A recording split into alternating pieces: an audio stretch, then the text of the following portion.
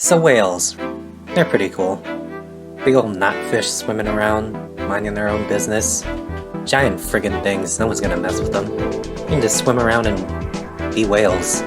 Don't even have to find food, they can literally just get their food from swimming. Like imagine if you could just walk around and food just flies into your mouth. That'd be amazing. See, they chow on these things called krill. Krill are these little suckers right here. Now, you might be thinking, man, those things are small. How are they gonna feed that big old knotfish? Well, you don't gotta worry about that because there's a bunch of them. They're all scattered about through the ocean, and these guys just come along and suck them up. What? What's that? You're still hungry? Why's that? Huh? What's that? You're still hungry. Why is that? Huh? What's that? It's too hot? Oh. So climate change. It kinda sucks. Like a lot. You go into winter all like, man, I can't wait for the cold. I'm so ready for it. I'm gonna bundle up and everything will be a-okay. But then it rolls up and you're all like, man, I don't remember it being this cold. Then summer starts coming up and you're all like, man, winter was cold, but it was too cold. Glad summer's almost here. It's gonna be pretty hot, but I think I can take it. Then summer comes up and you're all like, God, it's so hot! That's climate change. That's why it sucks. It causes more extreme swings in temperature, and it's causing record highs and lows in weather patterns. It's like if you're listening to music and your only options for volume level are quiet or but why? What's turning our volume knob into an on and off switch? Well, you see, the Earth has this thing called an atmosphere. I'm not here to explain what it really is and why we're allowed to exist because of it, but it is an important part on why we have to deal with climate change. You see, when the sun is flashing us from afar, when the sun is blasting its rays in our face, when the sun's rays reach the Earth, it's delivering us two things: light and heat. The light comes and goes, it just bounces off of us and shoots back into the ether. But the heat? That stays. Well, most of it anyways. See, our atmosphere doesn't want to let go of the intimate embrace of the sun's heat, so like any other well-intentioned, obsessive girlfriend, it traps the heat in the Earth and it leaves it with little hope for escape.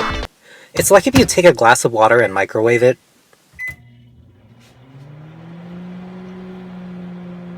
Give it a minute. Okay, it's like if you get in your car after leaving it out on a really hot day. You get inside and the wheels... Jesus! It's way too hot! It's all the trapped heat. Because it has nowhere else to go, it's warming the general temperature inside. And that's what's happening to our oceans. They've been rising so much over the past decade that our phytoplankton are being deep-fried. You can't eat your food if it's overcooked. You can't eat your phytoplankton if they're friggin' dead.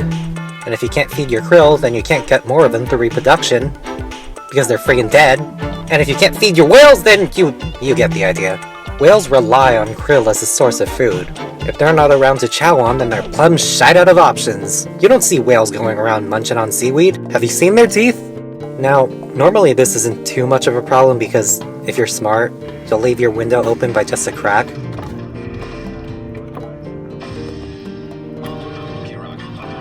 That lets out some of the heat so that when you get back inside your car, your wheel's not as hot.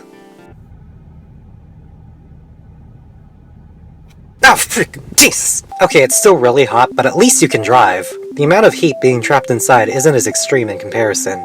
So what's the problem? I hear my hypothetical audience asking. Well, the problem here is that we keep closing the goddamn windows! With how much human activity has picked up with factories, gasoline use, and the like, we're making our atmosphere thick and fat with gases like CO2. This means less heat is being let out, and more of it is microwaving our Earth's inside bits.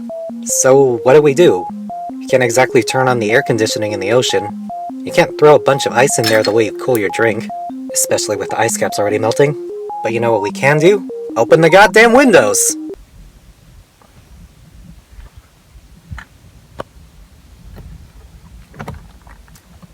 Okay, well, we can't open the windows, but we can stop ourselves from closing it so much.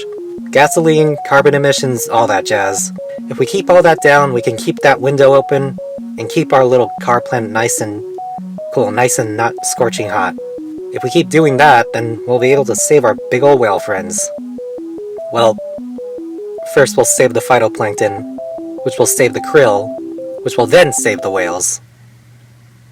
That's not a whale. That's a Zack. We'll save him too.